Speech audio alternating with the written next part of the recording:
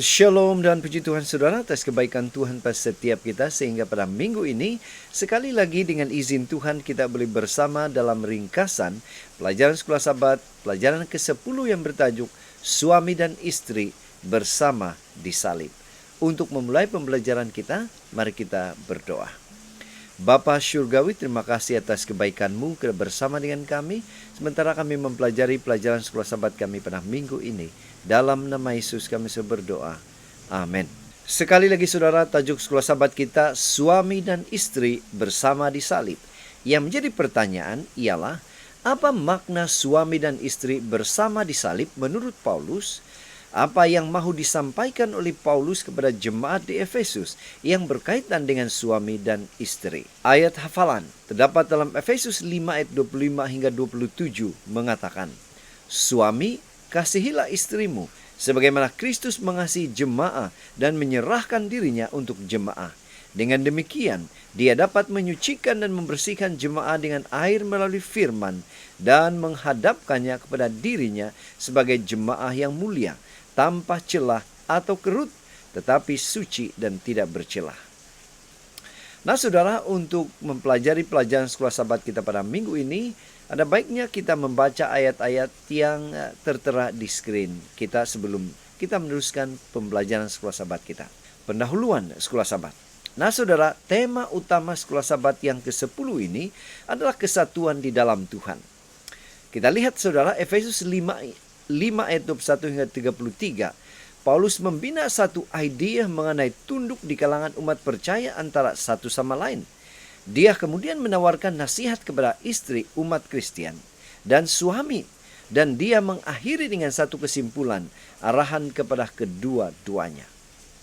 Dengan sengaja, Paulus mengaitkan nasihat untuk perkawinan dalam Efesus 5 ayat 21 hingga 33 dengan perumpamaan hubungan suami istri antara Kristus dan jemaatnya. Nasihat yang Paulus berikan kepada jemaat boleh diringkaskan seperti berikut. Tunduklah kepada satu sama lain untuk menjadi satu daging dengan Kristus. Nasihatnya untuk perkawinan yang berjaya. Hai suami, kasihilah istrimu seperti dirimu sendiri, dan istri, hormatilah suamimu. Nah saudara, untuk mempelajari pelajaran kita lebih lanjut lagi, kita akan membagikan kepada 5 tajuk seperti yang tertera di screen Anda. Kita masuk ke tajuk yang pertama, nasihat kepada istri orang Kristen. Yang menjadi pertanyaan, apa nasihat Paulus kepada para istri di Efesus?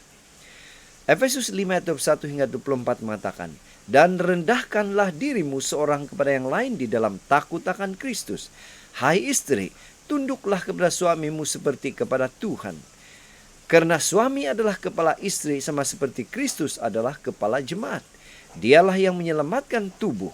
Karena itu, sebagaimana jemaat tunduk kepada Kristus, demikian jugalah istri kepada suami dalam segala sesuatu. Nah, Paulus memperkenalkan nasihat umum untuk mencapai kesatuan, yaitu apa? Penyerahan bersama. Ayat 21. Dia kemudian menggunakan nasihat ini untuk case tertentu, yaitu di dalam perkawinan. Wanita tunduk kepada suaminya, bukan seperti kepada bos, tetapi kepada Kristus, juru selamat dan pelindungnya. Istri hendaklah bertindak dengan merendahkan diri dan menghormati suaminya, bukan dengan kesombongan dan kelebihan. Dia harus mengambil sikap kesetiaan yang penuh kasih dan sokongan, tunduk kepadanya, seperti kepada siapa? Kristus. Efesus 5 ayat 24. Kita masuk ke tajuk yang kedua, gereja sebagai pengantin Kristus, bagian yang pertama. Jadi pertanyaan, apa maksud Paulus tentang gereja sebagai pengantin Kristus? Efesus 5 ayat 25 hingga 27 mengatakan, hai suami, kasihilah istrimu sebagaimana Kristus telah mengasihi jemaat dan telah menyerahkan dirinya baginya, untuk menguduskannya sesudah ia menyucikannya dengan memandikannya dengan air dan firman, supaya dengan demikian ia menempatkan jemaat di hadapan dirinya dengan cemerlang tanpa cacat atau kerut atau yang serupa itu, tetapi supaya jemaat kudus dan tidak bercelah. Dalam analogi Paulus, Kristus ialah suami, yaitu pengantin lelaki, dan jemaat ialah istrinya, yaitu pengantin perempuan. Nah, apakah yang Kristus lakukan untuk istrinya? Yang pertama, mengasihi gereja sebagai istri. Yesus mengasihi Anda dan saya. Kedua, memberi dirinya sebagai harga pengantin perempuan, yaitu pengantin lelaki terpaksa memberikan barang atau uang kepada pengantin perempuan untuk mengambilnya sebagai istri, menunjukkan betapa dia menghargainya. Ketiga, memandikan pengantin perempuan. Artinya, Kristus mengambil peranan sebagai pengiring pengantin, menyediakan pengantin perempuan itu sendiri. Keempat, mengucapkan firman janji. Melalui janji itu, Kristus berkomitmen untuk menjaga dan mengasihi gereja. Kelima, menyedia dan menghias pengantin perempuan.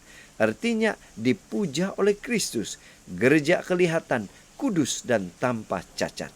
Yang keenam, mempersembahkan pengantin perempuan. Yaitu apa? Menyandang peranan Bapa. Yesus mempersembahkan gereja kepada dirinya dan mengawininya. Tajuk yang ketiga, gereja sebagai pengantin Kristus, bagian kedua. Bagaimana Paulus menggunakan unsur perkawinan zaman dahulu untuk menarik minat orang Kristen di Korintus. Kita boleh bacanya dalam 2 Korintus 11 ayat 1 hingga 4. Nah, Efesus 5 ayat 25 hingga 27, sekali lagi kalau kita baca seperti ayat sebelumnya. Hai suami, kasihilah istrimu sebagaimana Kristus telah mengasihi jemaat. Kemudian, supaya dengan demikian ia menempatkan jemaat di hadapan dirinya dengan cemerlang tanpa cacat, atau kerut, atau yang serupa itu, tapi supaya jemaat kudus dan tidak bercela. Nah saudara, dengan menggunakan satu elemen terakhir pada perkawinan purba itu, dalam Efesus 5 ayat 25 hingga 27, Paulus menggambarkan Kristus sebagai Dia yang mempersembahkan pengantin perempuan, yaitu kepada dirinya. Pada zaman dahulu, pengantin perempuan akan diberikan oleh pengapit lelaki. Beberapa pengapit lelaki atau bapaknya, tidak pernah oleh pengantin lelakinya. Namun di sini, Paulus membayangkan Yesus mempersembahkan gereja sebagai pengantin perempuan kepada dirinya. Paulus membentangkan perkawinan Yesus dan gerejanya dalam perkembangan kronologinya. Perhatikan di screen. Yang pertama, yaitu pertunangan ayat ke-25. Yesus membayar harga pengantin perempuan dengan mati di kayu salib. Dengan cara ini, dia secara rasmi melibatkan dirinya dengan gereja. Kedua, persediaan untuk upacara perkawinan ayat 26. Pada masa ini, dia menyediakan gereja dengan menguduskan dan menyucikan setiap anggota, membersihkan setiap noda dosa, dan menghaluskan setiap kerutan tabiat. Yang ketiga, upacara perkawinan itu sendiri, ayat 27. Akhirnya, Yesus akan datang untuk membawa istrinya, jemaat yang mulia, untuk hidup bahagia selama-lamanya. Nah, adakah saya membuat persiapan untuk perkawinan? Adakah saya membiarkan Yesus menyediakan saya setiap hari untuk upacara yang indah itu? Adakah saya dan saudara merindui saat kita dapat melihat suami saya atau suami kita secara bersemuka? Tajuk yang keempat, sayangi istri Anda seperti Anda sayangi diri Anda. Yang menjadi pertanyaan, mengapa nasihat Paulus ini penting kepada suami? Efesus 5 ayat 28 hingga 30 mengatakan, demikian juga suami harus mengasihi istrinya sama seperti tubuhnya sendiri. Siapa yang mengasihi istrinya, mengasihi dirinya sendiri.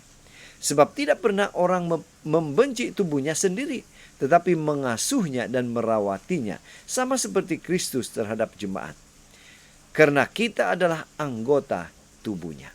Peraturan yang Paulus berikan untuk keluarga Kristen dalam Efesus 5 ayat 21 hingga Efesus 6 ayat 9 menyatakan satu konteks sosial yang mencabar. Dalam Efesus 5, 28 hingga 30, Paulus berbicara kepada para suami yang mengikut pola yang terlalu kerap pada masa itu, mungkin memilih untuk membenci tubuhnya sendiri, menganiaya dan memukul istri mereka. Banyak kemudaratan dan kesedihan telah disebabkan oleh tafsiran yang salah terhadap kata-kata yang diucapkan kepada Hawa. Keinginanmu adalah kepada suamimu dan dia akan memerintahmu. Menyadari perkara ini, Paulus mahu suami memahami bagaimana mereka harus bertindak terhadap istri mereka. Pertama, mengasihi mereka seperti Kristus mengasihi jemaat. Rela memberikan nyawa mereka untuk mereka. Jika mereka pernah tergoda untuk memperlakukan mereka dengan kasar, mereka mesti ingat bahwa dia adalah sebahagian daripada diri mereka sendiri. Dan dengan menganiaya dia, mereka menunjukkan bahwa mereka tidak mengasihi sama ada dia atau diri mereka sendiri. Mereka yang menjalankan pemerintahan yang tidak wajar dan menyakiti istri mereka, menganiaya tubuh mereka sendiri, daging mereka sendiri, dan tulang mereka sendiri. Pena Inspirasi mengatakan, jangan coba memaksa satu sama lain untuk mengalah kepada kehendak Anda. Anda tidak boleh melakukan ini dan mengekalkan cinta satu sama lain. Jadilah baik, sabar dan penyayang, bertimbang rasa dan berbudi bahasa. Tajuk yang kelima, model menjadi satu pada perkawinan. Jadi pertanyaan, bagaimana model menjadi satu pada perkawinan ini sepatutnya berlaku dalam keluarga menurut Tuhan? Efesus 5 ayat 31 hingga 33 mengatakan, sebab itu laki-laki akan meninggalkan ayahnya dan ibunya dan bersatu dengan istrinya, sehingga keduanya itu menjadi satu daging. Rahasia ini besar, tapi yang aku maksudkan ialah hubungan Kristus dan jemaat. Bagaimanapun juga, bagi kamu masing-masing berlaku, kasihilah istrimu seperti dirimu sendiri, dan istri hendaklah menghormati suaminya. Paulus mengakhiri nasihatnya kepada pasangan dengan merujuk kepada Kejadian 2 ayat 24 dan Kejadian 5 ayat 31. Apakah maksud ungkapan satu daging ini? Perpaduan seksual dalam perkawinan mencerminkan perpaduan emosi dan rohani mereka. Mereka bukan lagi berdua, mereka tidak lagi bertindak secara berasingan. Mereka telah meninggalkan masa lalu mereka untuk mencipta masa depan bersama, bersatu. Mereka adalah satu. Ini adalah misteri karunia Allah yang secara rohani diterapkan oleh Paulus kepada Kristus dan gerejanya. Gereja tidak boleh wujud secara berasingan daripada Kristus, tetapi bergantung pada kesatuannya dengan Yesus. Menjadi satu, suami mengasihi istrinya dan sebaliknya. Istri menghormati suaminya dan sebaliknya. Sebagaimana Kristus mengasihi dan menghormati setiap daripada kita. Dan sebaliknya. Pena Inspirasi juga menjelaskan, perkawinan kesatuan seumur hidup adalah simbol kesatuan antara Kristus dan gerejanya. Roh yang Kristus nyatakan kepada gerejanya adalah roh yang harus ditunjukkan oleh suami dan istri kepada satu sama lain. Jika mereka sangat mengasihi Tuhan, mereka akan mengasihi satu sama lain. Dalam Tuhan, selalu memperlakukan satu sama lain dengan sopan, menarik tali dalam penyangkalan diri dan pengorbanan mereka. Mereka akan menjadi berkat bagi satu sama lain. Jadi saudara, dari pelajaran Sekolah Sahabat kita pada minggu ini kita boleh menyimpulkan, satu-satunya cara keluarga Kristen sejati mengekalkan kesatuannya ialah dengan berada di dalam Tuhan, yang bermaksud bahwa mereka tunduk kepada satu sama lain seperti yang dimaksudkan oleh Tuhan pada penciptaan dan seperti yang disahkan oleh kasih pengorbanan Yesus untuk manusia dalam rancangan keselamatannya. Keluarga yang benar-benar berada dalam Tuhan tidak akan mengalami perhubungan yang kasar seperti perzinahan atau kekerasan, karena kedua-dua suami dan istri akan belajar cara menghormati dan mengasihi satu sama lain dalam Tuhan. Jadi saudara, sekian saja ringkasan pelajaran Sekolah Sahabat kita pada minggu ini. Semoga apa yang kita sudah persiapkan boleh membantu kita dalam mempelajari pelajaran Sekolah Sahabat kita. Mari kita berdoa. Bapa Syurgawi, terima kasih atas kebaikan-Mu karena bersama dengan kami dari awal hingga selesai. Dan puji Tuhan karena Tuhan sudah memberikan kami pengertian untuk tetap setia kepada Tuhan. Dalam nama Yesus kami berdoa. Amin.